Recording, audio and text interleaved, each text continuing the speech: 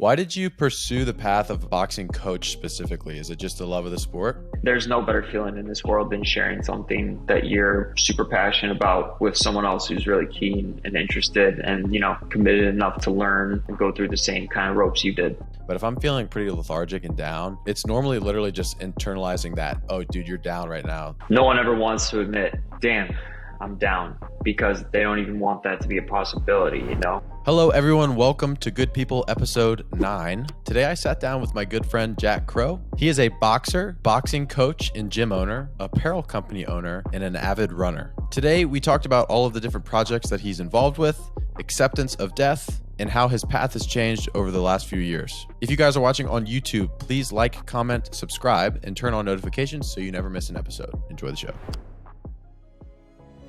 Welcome to the show. Thank you for taking part in this immersive listening experience. A meaningful existence is a moving target that, no matter how close, will always be out of reach. We hope this message finds you with an outstretched hand. As we attempt to uncover complex truths, remember, life's toughest questions can be answered if we all just focus on one thing: being good people. All right, Jack Crowe, welcome to the show, man. Thanks, Joel. Appreciate you having me on, bro. You got it. So, dude, we've been internet friends for a while now. Yeah, I know. It's one of those funny things where you become an internet friend with someone up until the point where you see them face to face, and then they're real friends in my mind. So nice to finally be friends. Yeah. Dude, I've been in Chicago twice. You live in Chicago. Since I've known of you, I guess. And we haven't been able to connect because I've been doing work stuff. But this past weekend I was in Chicago, and I didn't realize I was at Navy Pier. That's like a mile and a half from your gym, isn't it? Yes, sir. Yeah, it's that's a straight shot down Chicago Avenue, like to and from. So it's right there. I think I'd have to double check, but I think I could have come to like your noon boxing class, dude. I just didn't know. I didn't know. Well, that's just another excuse for you to come back. Yeah. We are scheduled to go there next year. I do love Chicago. It was the first time I actually went to the downtown area, and it was crazy, dude. I hate cities, but Chicago was like, if I had to live in one, it would probably be Chicago. Yeah, and that's not even like taken into account. So I live up in Lincoln Park, so it's like it's kind of got a neighborhood vibe feel to it. So it's not even like that city feeling. There's so much more outside of that area. Like honestly, outside of the weekends, that area is dead as day. So there's a lot more for you to check out next time you're in town for sure.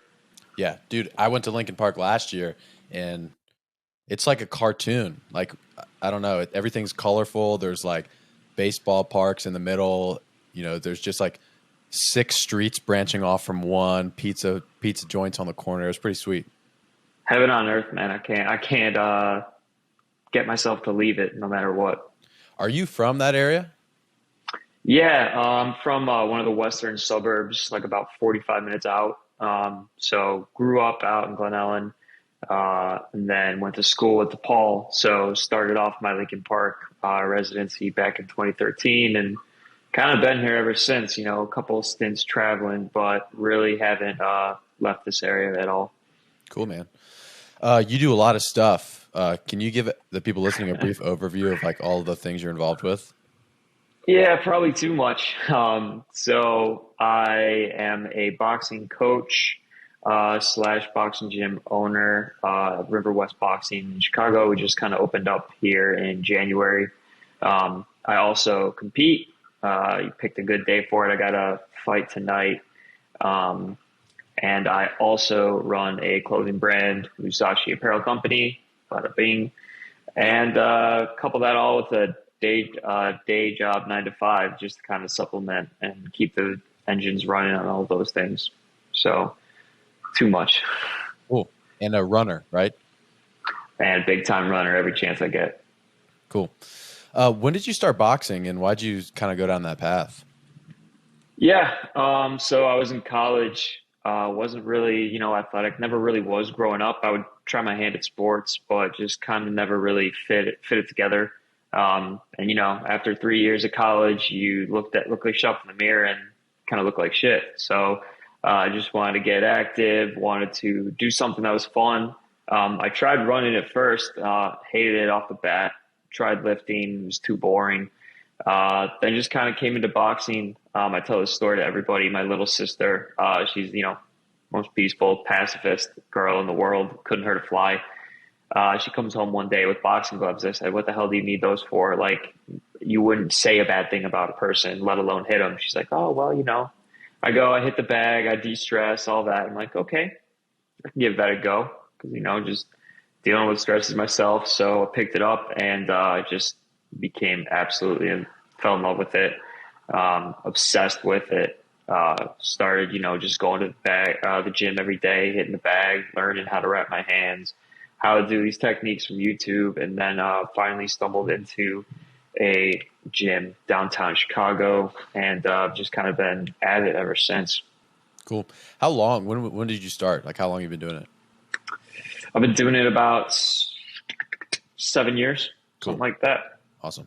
My origin story for like jiu-jitsu and ultra running, CrossFit, it's all very similar, where it was just never a great high school athlete, but got into it late in high school, and then it was kind of too late for me, and I just kept with the physical fitness of it and found all these different avenues through it. So that's cool. I can definitely relate to you on that aspect of things. Excellent. Yeah. And it's one of those things too, where it's like, I'm almost more glad I found it when I did. Cause it's really easy to get burnt out when you don't have perspective. So just kind of getting it at an older age, like, I learned to value the value of health, the value of having an active lifestyle. Whereas if I was a kid, it's a sport, and then you get to a point, you're like, I've been doing this so long, forget about it, so I'm kind of glad I picked it up when I did. So yeah, I definitely agree with you there. 100%. I say that all the time about guys that I train with who, they're like 40 or 50 years old, and they're like, "Man, I wish I started training when I was your age." And I always laugh, because I say that about, man, I wish I started training jiu-jitsu when I was 10, but I probably would have I would probably resent it at this point in my life now if I started then, just because, for exactly the reason you say. When I was 10, in fact, when I was in 7th grade, I tried to wrestle on the wrestling team for 2 weeks, and I quit because it was too hard. I just didn't have the skills or the personality to stick to something that was that challenging, and I didn't really grow fond of those pursuits until later on. Right. The maturity of it, right? Just that experience of going through tough things and realizing, hey, there's some value in this, this shit. So just stick it out and see what happens. So yeah, it's just kind of having that perspective, unless it's something that, you start off when you're young and it grips you like nothing else. So I'm with you, man. Cool. Why did you pursue the path of boxing coach specifically? Is it just the love of the sport? Yeah. Actually, a friend of mine just suggested it one time. I never really thought about coaching. She's like, "How about you hold mitts for me sometime? Like I bet you'd be really great. Like, it's all you ever talk about." I'm like, "Okay, I'll try it." So I did it a little bit, and then I'm like, actually, this is kind of cool. Traveled down to Austin to learn from Tony Jeffries. I'm sure you've seen him all over the web. He's an Olympic boxer, and he teaches like a certification, which is like the kind of the basics, like learning how to hold mitts, how to coach, how to be a personal trainer in the boxing scene. So that's kind of where I got my jump from it. And then just kind of bringing that back to my own gym and everything here, it's helped me kind of appreciate the sport on days when otherwise I really wouldn't. It's like obviously it makes me a better boxer because it makes me think about things and think about, the big picture of everything. And so there's that. And then just like there'll be days where I don't want to go to the gym like everybody else. Like, oh, I wish this client would cancel this and that. But you go anyway because you set the commitment and they're committed to the time too. And I've never had coach someone and left like mad that I did that. I always find something every time I train someone, every time I coach someone that I can appreciate, enjoy, kind of go from there. So it keeps me in the gym more. It makes me a better boxer, and there's no better feeling in this world than sharing something that you're super passionate about with someone else who's really keen and interested and, committed enough to learn and go through the same kind of ropes you did. Yeah, 100%. I couldn't agree more with that. I got into coaching because I liked working out so much. And I quickly realized I liked coaching more than I like working out. And so now training feels like something that I have to do, not the thing that I want to do. And so, I mean, for sure, I've had days where I'm tired but I wouldn't even say like I've ever had a time when I thought, oh man, I don't want to go. It's not the only reason why I would have any feeling like that is because I'm tired or I just did an ultra marathon and I can't, it's hard to stand up, like something like that. Right. I've never not wanted to go and teach somebody or have a conversation with somebody. Cause that part, it's just the thing that I know that I love to do. And just like you said, sharing an experience like that with somebody so often is a very cool opportunity that not a lot of people get. Yeah, no doubt, man. Let's talk about Musashi Apparel Company. What are the origins of that? Yeah. It was during lockdown, everyone had free time and everyone wanted to start something. Me and my roommate, were just kind of fiddling around with some designs and having fun. We're like, let's just, let's make a clothing brand. Like that'd be kind of a cool way to, stretch your artistic, abilities, kind of learn what it's like to start a business, learn about, this and that. We've got a big circle of like super creative friends, and the themes that we were going for obviously aligned with the training and the lifestyle that we live.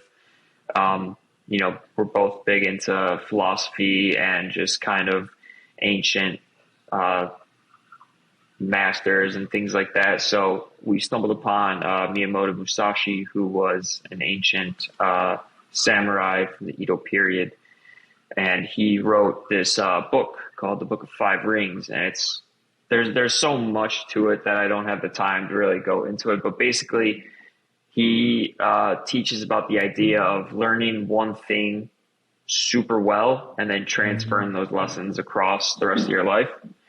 For him, it was being a swordsman. It was being, a warrior, samurai. And that's kind of something that I've learned to do myself through boxing, just learning the discipline, the commitment, the communication, patience, learning how to be at peace with myself and everything like that. I've learned through boxing. I transfer to every other avenue of my life. So, we kind of just loved reading through his stuff. We had some artistic friends and some cool ideas and just wanted to kind of create something. Everyone I think has the ability to create something, and this was just our chance to kind of do that. So that's kind of where it started out. Cool. We can definitely relate to that, dude. I nerd out about Eastern Asian philosophy and all that stuff, specifically Musashi and the Book of Five Rings. It's something that actually the first tattoo I ever got. Have you seen Avatar: The Last Airbender? I have not, no. Okay, there's this character that comes back a couple times in the first season specifically. It's one of the characters, but you don't know that at that point, and it's called the Blue Spirit. It's like this kind of like an Oni mask sort of thing. Nice. I got that tattooed on my chest with this little coin thing that my sister also got. And then there's a sword that runs through it. And my sword was, at the time, I probably don't really think about it like this anymore, but at the time it was like my nod to Miyamoto Musashi as like this is a reminder to live by these principles sort of deal. I might be putting you on the spot with this question. My favorite Musashi quote is, "The sword has to be more than a simple weapon. It has to be an answer to life's questions." So that's very in line with all the things you just said, because something that I've thought of since I started training people and specifically looking at fitness and movement is all the principles that I apply to getting in better shape and helping people get in better shape are the things that I apply to literally everything else in my life. It's working out is the way you work out is also the way that you be a better husband or brother or son, or you figure out how to play video games better. Like the principles are all the same. And I'm curious if you have maybe off the top of your head, a favorite Musashi quote. Yeah, I guess so. There's one and a half. So one is one of his, and it's our tagline for our first shirt, which was the way of the warrior is resolute acceptance of death. I'm also a big fan of like Stoic philosophy, and that preaches a lot about kind of your relationship with death and understanding it's coming first all. No one gets out of this thing alive. So that kind of forces you to reevaluate your life and live more immediately. So obviously this is kind of, you're a warrior, you're going in, like you could die, like that's what it is. But I, again, transfer that across life. So I, think every day could be the last. So how are you going to make the most of it? Like, what are you going to do about it? The other one is not a Musashi quote. I actually don't think they know who said it, but it's another one of our shirts. It's better to be a warrior in a garden than a gardener at war. And that's kind of a trend that I've been seeing a lot lately, where people are just kind of preaching the value of being a strong man capable of violence, which sounds kind of scary, but it's twofold for me. I think you need to be able to be capable to protect others, to, take care of people who mean to do others harm, especially, in this time we have where like life is relatively peaceful. I still think there's big value in that. It breeds a lot of confidence.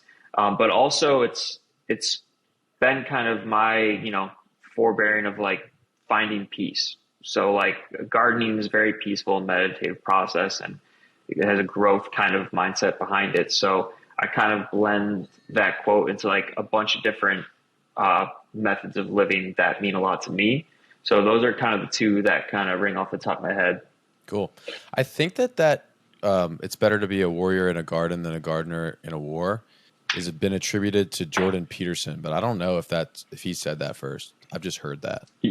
Yeah, I mean, I've heard him bring it up. I definitely have heard that one before he kind of hit it mainstream. But like I've got that like stitched on like my favorite pair of gloves. Like it's on one of our most popular T-shirts. It's a very valuable quote to me, and something I kind of keep reminding myself. Yeah, dude, being capable is, like you said, it's becoming a popular thing. Like this idea of, I really am in line with the way that Jordan Peterson describes it, which is you are not a good person because you are incapable. In fact, that makes you a bad person. Being a good person is being capable of these things that could be used for harm or whatever negative attribute you would associate with it. But it's your choice as an individual who can do those things to use it for good things, like showing others how to protect themselves or showing others how to get in great shape, things like that. Yeah, and I'm sure you've seen it doing jujitsu. Like our martial artists and boxers, not the nicest people outside of the ring, outside of the cage, all you that. Get done rolling and it's like, let's hug. I love you. Yeah. So it's everyone kind of, no one really gets it unless you've been around it or others. Like people who train violence are like the nicest people in the world, because they're the last people who are going to start shit at the bar. They're the last people who are going to start street fights because they know what they're capable of. It's something that, your understanding of violence kind of keeps you away from it in a real life setting. So it's something that I think is just kind of, I'm in line with that too. It's like, it's the same old saying, not enough people have been punched in the face. 100%. Kind of things like that. Violence in every sense, right? Like you and I know what violence is at a small percentage, even, like real violence that happens all over the world is a horrible thing to experience. And so because you and I have like a very little taste of what that's like in a controlled environment, we know, oh man, like I don't want to experience this thing for real. But, we do have the confidence to sort of hopefully handle ourselves in situations like that. Something else too is, along with that quote, I think is important to address, is it's not just physical violence either. There are people who are very capable of harm with their words, whether it's at an individual level saying somebody to something or leading people down a path that may not be helpful for a lot of people. Being capable with your words and the way that you articulate and choosing to use that for good is another example of a capable person or a dangerous person who chooses not to be dangerous is a good person. Yeah, definitely. I think it's like, obviously like training especially at a high level in these combat sports, like is the ultimate mind clear, right? So you get done doing 6 rounds of sparring and it feels like, oh my God, like it's the first day of summer. Like your mind just gets ultimately cleared. And that kind of allows you to think and like change your perspective on things. You just got done, trying to take someone's head off and vice versa. And you're feeling this sense of utter, clarity. So it kind of leads to your thoughts and your thoughts lead to your words. And that makes you kind of more, you know, uh, intentional with how you speak and everything like that. So I think that's a really good underrated kind of aspect of this whole thing. Yeah. I spoke with he is a researcher on how emotional intelligence connects to effective coaching, specifically for strength and conditioning. But I asked him at the end of the podcast if he had anything else that he wanted to add. And that was kind of his point, was like, do not undersell the value mentally that exercise gives an individual. Like, don't think of somebody who's going in and squatting or doing martial arts as this meathead, violent individual that's just strong and stupid. Like, it's the opposite of that. Use these things as a tool to help facilitate the mental side of your life. Mm-hmm. And then you get better looking on the side. Nice little bonus. Yeah. Everybody likes people when they're in shape. Absolutely. So, gym owner, boxer, boxing coach, runner, apparel company, you're a supplement company ambassador. What is the thread that connects all those things? I don't know if there is one. It's obviously there. A lot of what I do is centered around living an active lifestyle, being being the best version of yourself. But obviously, those things all kind of fit in their own place differently on a different day. Like I spent the first few months of the year training for the Golden Gloves. And as soon as that was over for me, I immediately went in and started running like a madman, getting ready for this Brooklyn Half Marathon. All the while, I'm trying to build this gym up, clothing, like getting a new line ready. So I'm kind of in this place now where there is no central line other than these are the things I like to do. They all kind of fit in line with one another. And it's just the idea of having something every day to do, like that momentum and foot on the gas pedal is something that I definitely don't take for granted. Sometimes, it wears me out. Sometimes it makes me frustrated as hell, but I've lived the other side of that where I'm just doing my job. I'm just going to school. And what am I doing with the rest of my time? Dicking around online, drinking all the time. Like I've done that already. Like I don't need that. So this kind of, all these things together help me kind of keep the life I want to live going in a single direction. They all kind of complement one another and they all switch priorities, almost on a weekly, daily basis, so it's just kind of fun, just experimenting with different little things and seeing, hey, this is something I'm really into right now. Like, this is great. Like, how can it fit into what I'm doing over here? So, I mean, I wish I had more direction sometimes, but at the same time, like, it's kind of fun just going day by day, seeing what's kicking that moment. With all that stuff, how do you choose what to prioritize? So that's kind of the tricky thing. So it's somewhat based on my goals are. So right now, like I'm really focused on fighting just because that has the shortest lifespan possible. I can't be fighting when I'm 30 or 35, 40 like that. I don't really want to. So I want to get as much of that in as I can right now. And then obviously, gym just opening up in January, I want to get that to a point where, it's comfortable, it's moving. So that those are kind of like the two priorities. It's based mostly on immediacy and just kind of like expiration date.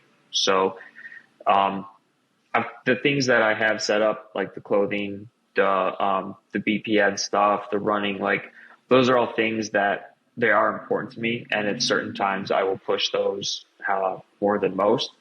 But those are things that I can always kind of pick up when need be. Like I can take a little break from the clothing because we're not carrying a ton of inventory. We're not this big, huge company with a ton of responsibility and all this shit. So it's a weird kind of method of madness that doesn't make much sense, but it's just kind of day by day. Cool. Do you have any sort of daily habits that are a non-negotiable that sort of center you for those things, help you prioritize? Training and writing. So I'll wake up. Obviously, I'll do something in the morning. Lately, it's been uh, teaching classes at the gym, or doing my own little training. And then whenever I finish that up, I'll just go and I'll journal a little bit. It doesn't even have to be business stuff. It just has to be something to help clear that mind as well. So it's been nonstop of those two. And then just being surrounded by the same thing. So, being in the gym all the time, being around the right people, talking to the right guys like you, like things like that kind of help, are like non-negotiables for me, to kind of keep this engine running. Cool. Something that somebody said to me very recently is we were talking about idolizing people, and generally speaking, that's not good. But we were talking about from the lens of, is there anybody that I look up to? And my answer to that was no, but they framed it in a question. Not that I don't look up to anybody. It's just I don't really think about other people in that way, where I aspire in a certain sense to have what other people have. But the way that he worded it made me sort of rethink that. And the question that he asked me was, is there anyone that if you were in the same room with, that they'd make you better? So I thought that was a really cool way to articulate. It's not really idolizing, but is there anybody that you look up to in that way that, like, if I'm around this guy, I will step it up? Yeah. I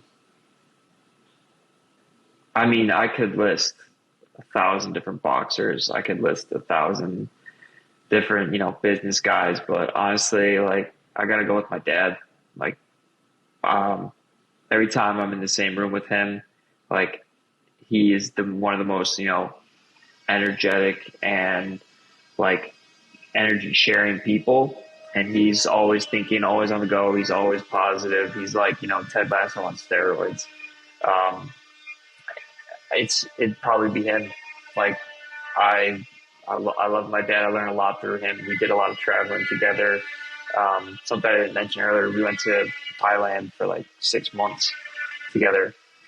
Did a lot of Muay Thai there, and that kind of also fed into the spiritual aspect of fighting for me. So anytime I'm in the room with him, I get perked up. Every time I'm on a call with him, my mood changes. So I probably got to go with him.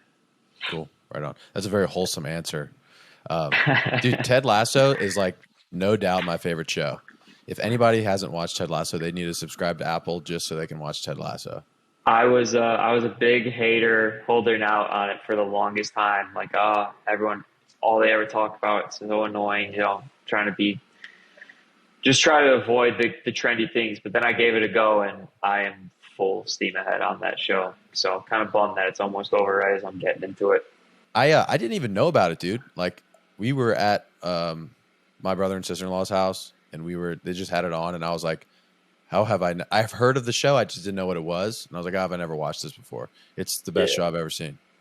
It's awesome, man. I mean, everyone, my sister, my girlfriend, have you watched Ted Lasso? Have you watched Ted Lasso? I'm like, no, leave me alone. Jesus, get off my back. Then finally I put it on. I'm like, I get it. Yeah, dude. Yeah. I played soccer growing up, and I was watching it. I was like, man, this is going to be me one day. I'll coach a soccer team. I don't have to worry about anything other than just culture. Grow that out a little bit more. Yeah. Sick mustache. Going back to your dad for a sec, is this like love of fitness and fighting something that you guys have shared your whole life? Not at all. My dad, I mean, it was my mom who was throwing baseball to me back in the day. He never really was much of a fitness guy. I try to help him out here and there just to keep him alive an extra 20 years. But, no, it's really nothing that we share. He's tried the fighting, like tried it and sparred once and freaked out over it. So it's definitely something that I didn't get it all from him. Didn't really get from anyone, like even my little sister, like she's just kind of uses it for fitness, like those are things. But it's kind of a journey I've taken on my own down this rabbit hole. Something that you said earlier when we were talking about Musashi and you used that quote, I meant to bring this up earlier, just came back to me, was the way of the warrior is the resolute acceptance of death. I actually talked about it on a podcast before, but this is something that I reflect about pretty often, not in the sense of like accepting death will make you live a more meaningful life. I don't think about it necessarily in that sense. I do think that's true. But one of the biggest benefits that I think people would have from thinking more often of their mortality is the fact that it's a humbling thing. It's like an ego killer. It makes you and I the same, because in 100 years, we're both probably not going to be around.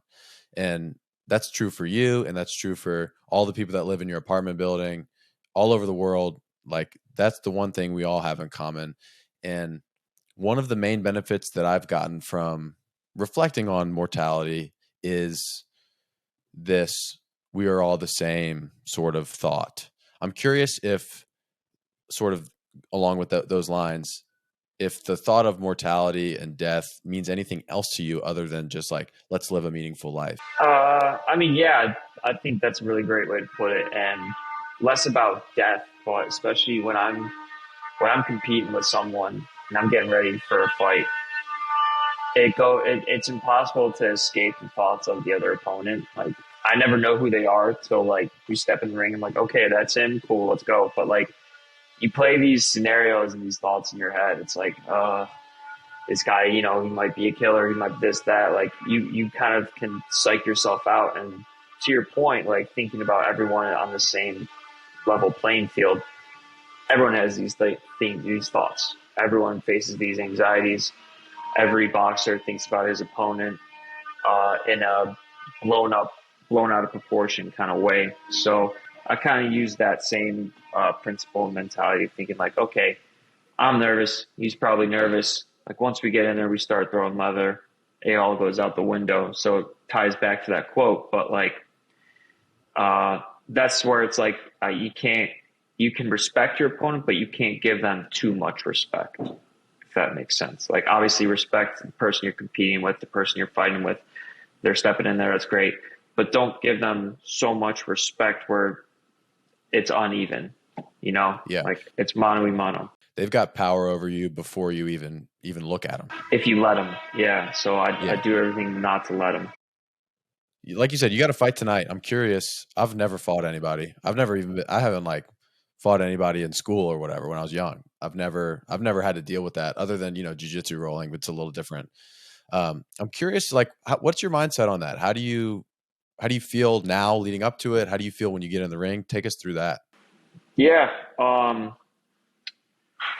It's a weird kind of thing. I'm relatively new to the competing field. I've only been competing for like 2 years, like in amateurs. And it's always the same. It's the worst part about fighting is the build up. It's like the day of sitting around, not doing much. So luckily today I've had like a ton of apartments I've had to go see. So it kind of keeps my mind away from it. But in those commutes, I'll do everything I can to just kind of focus and visualize what I'm going to do, visualize where my feet are going to be, where my hands are going to be, visualize getting hit, visualize hitting. Like, so there's a lot of visualization that goes into it just to kind of like put yourself there before you get there. Cause when you show up and there's a bunch of strangers and there's a ring and you kind of get that idea like, hey, like I'm going to be in there, like trying to hit a guy like soon. Like, it's weird, but, this is my 4th amateur fight. This one I'm feeling really confident because I train every day, like twice a day. Something I haven't done for my past few fights, but it's just about kind of being cool, being calm, but not letting up, not to the point where you let up that edge. So whether that be, listening to certain types of music that, kind of get you in that zone, things like that. That's kind of what's going through my head. So after we wrap this up, I'm probably going to just take a little nap, just like relax a little bit, and then head on up to the venue and just kind of go through the motions. Like I said, it's everything up until that first bell and that first, that first hit. Then everything becomes really calming in a way. Like the anxiety is gone. It's just doing what you love. Like it's just fighting. Yeah, that's said all the time, man. It's like everybody's nervous before. As soon as the thing starts, I'm good. I've felt that. I swam when I was in high school for like 2 years, and this wasn't even a sport that I really cared a whole lot about. I just did it to get in shape for soccer. And I went to regionals, and I was on the relay team, and I was literally on the board, like feeling like I was going to throw up. But as soon as I hit the water, I'm good to go. Something that may be helpful for you is the same guy who was talking to me about emotional intelligence as it relates to coaching. He gave me this framework that I've been thinking about a lot lately when I'm coaching classes. And I think that this framework also works for sports performance too. He gave this example of that when you are teaching a class, when you have a group environment and you're trying to cultivate this culture around getting better, things like that. He related it to temperature in the room. So, for example, 70 degrees, right? I know that when I am at 70 degrees, that everybody in the room is going to have a fire training session. Like we're going to be hitting PRs. Everybody's going to be in a good mood. There's days when people come in and they're 75. They're too hyped up. They're too intense. It's too much. And there's days when people come in and it's 65 and their tire blew out when they were on the way to the gym. They've had a bad morning. It's going to affect their training session, right? So your job as a coach is to be able to read the temperature of the room and do things based off of the relationship that you have with them and also the skills that you have, like the communication skills that you have, to raise or lower the temperature to the perfect 70 degrees. And so I think about that a lot with my own training too. Like, okay, I know 70 degrees is where I need to be, and I feel horrible right now. Like I'm low on energy. I haven't had my third cup of coffee yet or whatever. And a good framework, I think, to take into competing or whatever is to figure out the skills and strategies that you as a competitor need to raise or lower that temperature so you can find that sweet spot. So when you step on the floor or the ring or the field, you're ready to go and you're going to give your best performance. I like that. So what are some things that you kind of do to change the temperature? Well, it depends. If we're talking about like a group class that I'm coaching, it would largely depend on the athletes, the personality that they have, how they respond to certain cues and feedback. If I joke with a person and it makes them feel better, I would do that. Or if somebody likes to be like in your face yelled at, they would probably respond a little bit better to that. If somebody's just had a bad day, it could literally be just me saying, hey, I can tell something's off. Don't worry about it. Do all you can. We may not be able to get you to 70, but I can take you from 65 to 66. That's going to make your training a little bit better, and we're going to move the needle a little bit farther forward. I think for me personally, as like an individual, when I am too hype, it's just very similar stuff. I'm a pretty stoic guy myself in terms of I don't have too high highs. I don't get very excited about stuff, but I also don't get very low. I'm very even keeled. People always think that I'm angry, but that's just my face. Yeah. And so I think coming down from being a little bit hyped up is pretty easy for me because that's generally my standard. But if I'm feeling pretty lethargic and down, it's going to depend, but it's normally literally just internalizing that like, oh dude, you're down right now. Don't do that. And then that kind of pulls me out of it. Yeah, just being able to have that like honest conversation with yourself is a lot more challenging than a lot of people would give credit for. It's like no one ever wants to admit, damn, I'm down, because they don't even want that to be a possibility. They just want to keep going. And that's something that I've kind of come to recently, with everything I'm doing, a couple of weeks ago, like, man, I was in a rut. Like everything felt terrible. Like I wanted to quit this and that. And I, normally you just kind of try to brush it off and make it go away. But I ended up opening up to my girlfriend about it, like, hey, like, I just want you to know, like, I feel like shit right now. Nothing's firing, not motivated, this and that. And she gave me her support, but didn't really say anything, that like, ooh, made me think different. But she listened, she appreciated me opening up, and then all of a sudden, like next day, flipped the switch. So it's not even.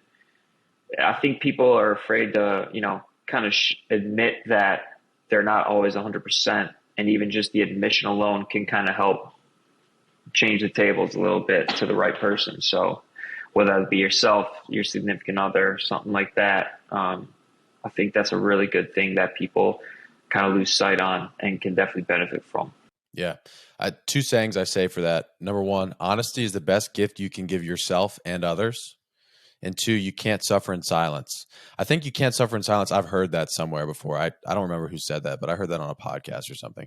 But if you just open up to people and you be honest about things that have happened to you, or, that pop up in your memory, or um, how you're feeling to certain people if you've been down, man, that's a hard thing to articulate to somebody. And then when they accept you, to still feel those things. Like you instantly, maybe you don't feel 100% better, but you instantly get a little bit of relief if you're able to sort of express yourself in that way. 100%. Yeah. The suffering in silence thing is interesting because for what I just explained, I think absolutely shouldn't keep like super negligible, things going on like to yourself, because that'll crumble you. But at the same time, I think there is kind of a slight benefit to it in the right circumstance. Like say, a lot of times when I'm training, I'm being put in these uncomfortable positions. And when you're fighting, like you can't show that you're uncomfortable. Like it's not just, trying to be tough. It's like a strategy, because if I show weakness, someone's jumping on that. So there's lots of times where I'm in there, I'm sitting down, my legs are shaking, and I just have to kind of bite down and like go like work on the technique, work on this. And at the end of it, you either get better from it, or you can kind of sit back and say, okay, I didn't quit. I didn't bitch out here. Like I went through that and I didn't make a big scene of it. Because I think on the flip side, there are people who love, oh, woe is me. Like, look how much I'm suffering. Look at this. And I think that's, you see that all the time on Instagram, people just putting pictures of them sitting down, barely out of breath. They're faking that shit, So it's like the suffering in silence thing, like when it gets to like there, I think you have to balance where you suffer in silence and where you bring it to light. But I think it's a unique relationship that you have to have with yourself and whatever you're going through. Yeah. I appreciate that. I never really thought about it from that sense. And I think maybe that the thing that we're talking about right now is trust, right? Like I can articulate things to people who I trust, environments that I trust, where when you're sitting across the ring, and for lack of a better way to put it, it's not necessarily that you don't trust this guy, but I mean, you're fighting him. It's like, you don't trust this guy. So you're not going to expose yourself in that way. Right. And I mean, that's a super specific example, right? That's a very like 1 in a million scenario. Whereas more of it is like sometimes like carrying on through like times that are tough. And I mean, like, again, if it's like a physical thing, if it's, you're just feeling uncomfortable, like in this certain thing, not like detrimental, like my mental is down, like I'm depressed. Like obviously you got to talk to someone about that shit, but like showing, every day how tired you are, this and that, like if I don't see much value in that. If anything, carry on being tired, let the results kind of show, hey, look what I did when I was tired. Like you didn't know. So it's even, it's that extra little benefit of, kind of pride for yourself. And just those little things kind of you can go back to. So like you mentioned what do I do like leading up to a fight? A lot of the times I'll go back and I will watch, old sparring, old fight videos, like just kind of remind myself, hey, I went through hell and back to get to this point.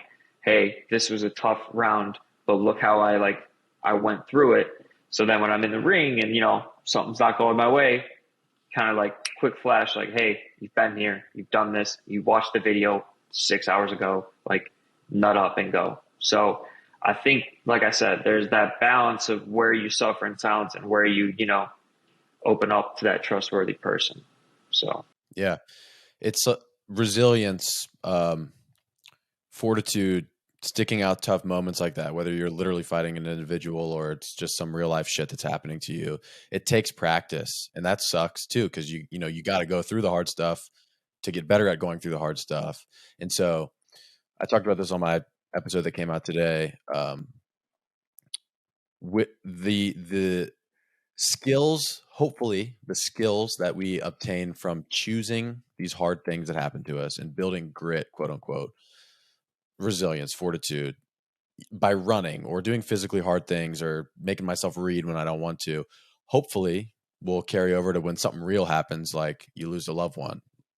Hopefully in the moment we're like, okay, it's not exactly the same because this sucks and it's real, but I know what this feeling and emotion feels like, and I've dealt with it before, so I'm going to try my best now. I think that's a great way for it. It's like you said, all this training, everything, it's not so we can go be, you know, pro athletes.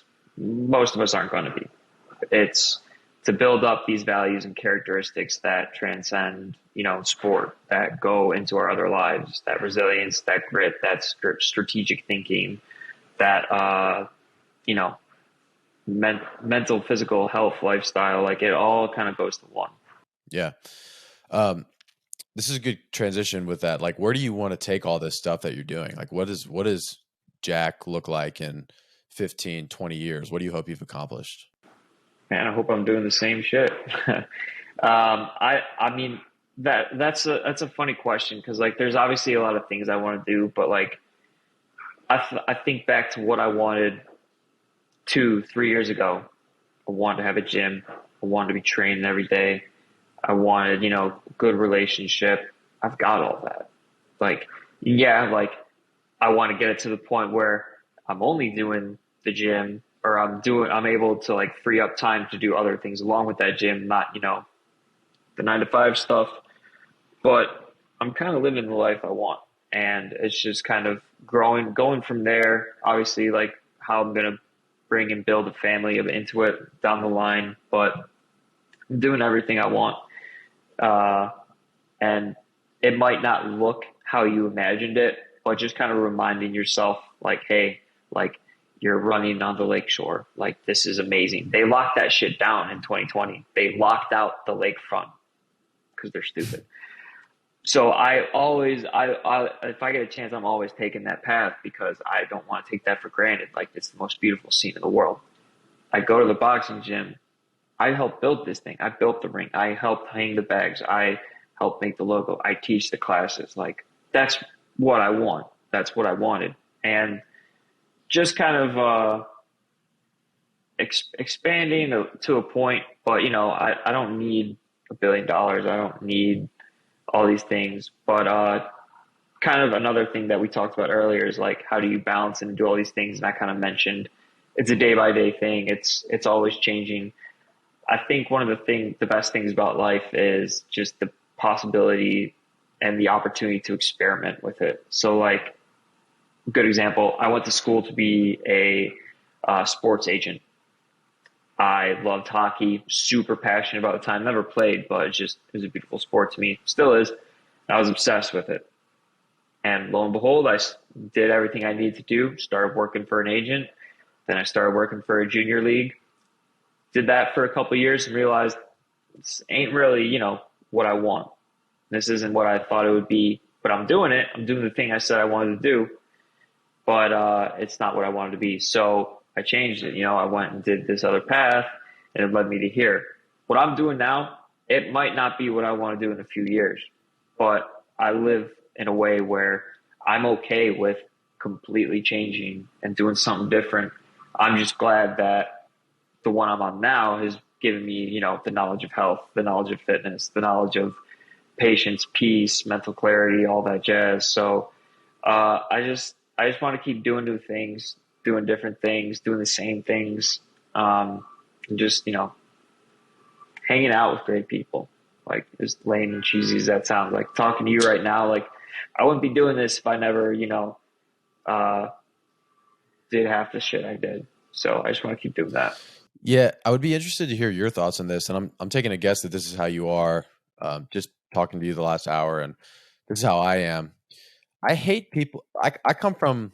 I spent a lot of time in the productivity space in terms of the content that I was consuming, and I'm very anti-productivity space now. Like the people who talk like these 5 steps to better health, these 5 steps to a Yeah. better fulfilling life. That's so bothersome to me because it's so individual. There's no optimal. We could go down that. Follow my morning routine for $5 million in the bank account. Like, get the fuck out. Like, come on. Yeah, exactly. Sorry, waking up at 4 a.m. did not make you rich. Sorry. It did not. But I'm the same way, man. Like, I've never had a big goal in the sense of I've never been like, I'm going to do this. It's always just been like the next thing that sounded fun. And then I did it. And then I moved on to something else. When I did my 50 miler, my actual intention was to run 100 miles, but I did a 50 miler, kind of took a back seat for a couple of years. I did my 100 miler last September. It just sounded like a fun thing to do. When I was training for my 50 miler, I had never done CrossFit before in my life. I was doing what I thought was CrossFit on my own, but I'd never been to a gym. And I just went and got certified. I drove to Philadelphia, which is like, I think that's like 3 or 4 hours from my parents' house. When I was 19, I stayed in Philly by myself. I couldn't even check into the hotel because I was underage. I had to find a shitty motel that I stayed in for a couple nights. But getting certified to train CrossFit just seemed like the right thing to do. And my master plan was to email gyms when I got back to school so I could coach for them. And it just so happened to work out. And I've fortunately been able to build this career for myself so far. Starting this podcast, it just felt like a fun thing that I wanted to do. And I've really enjoyed doing it. And it's been, to your point, I'm already doing the things that I want to do. Whether this podcast gets huge or not, it doesn't matter to me. I just like sitting at this microphone on this leather couch talking to you through the camera. It's just fun. And so I think that for people who look at the productivity space and see quote unquote smart goals and are like, that's not really me. I think that this conversation is a way to sort of facilitate that there's hope for those individuals. Like, you don't have to always know what you're doing. Yeah, I hope so, man. Like, to your point, like you're describing going to Philly, finding the motel. That's a great story. Like, I think if nothing else, like life should be about creating these stories, big, small, just doing something different as often as you can and kind of sharing that with people that you come across, because those are the things you remember. It's like, we could have done this whole podcast on my 6 months of traveling with my dad. We went to some weird places, did some weird shit, and it was great. And it was all because I didn't know what I wanted to do after college. And he's like, okay, come work for me. We're going to work our way around the world. Like, this isn't a free ticket, but that. And it's like, okay, I start a boxing gym. Like, it might not be, it might not be the best gym ever, might not ever produce a world champion, but I've built something. And just that creation and that the stories that you get along with it, it's like, it's worth everything in the world. So I think, to your point, like, to other people who, want to get away from the productivity and following these steps and doing that, you don't need permission. I think that's the biggest thing. People will ask these questions. How do I live, a life like this? Like, don't ask that. Just go do something. It's like, it's the lamest cliche, but just doing things is, just acting. That's what makes the biggest difference. Yeah. There's something to action that it facilitates peace or fulfillment or whatever you want to call it. What to you is a good person? A good person? A good person is someone who does what they want to do, and does no harm to others, unless they agree to it. No, that's a good question, man. I think that's a good point to it, though. I think a good person is someone who thinks about others as much as they think about themselves, but also does things that they want to do. You can trust those people more than someone who does something that other people have wanted them to do their whole life. And this isn't a knock on people who, get jobs and do this, because they find their own ways to be their own person and do certain things they want. Like, I have just as much respect for the guy who wants to go get blasted Saturday night in Wrigleyville as I do the guy who gets up at 5 a.m. because that's what they want to do. it's the people who kind of make the complaints like, oh, I wish I was this, I wish I was that, when your habits show otherwise. I don't think that's a really good person, because you're lying to yourself, you're making it seem normal to other people.